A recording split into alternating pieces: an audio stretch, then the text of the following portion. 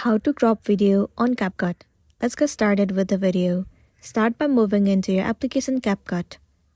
Enter your login credential and make sure that you are logged into your account. Once you have been logged in, tap on New Project at the very top. It will open up the gallery for you. From here, select any of the video that you would want to crop and edit. Tap on Add.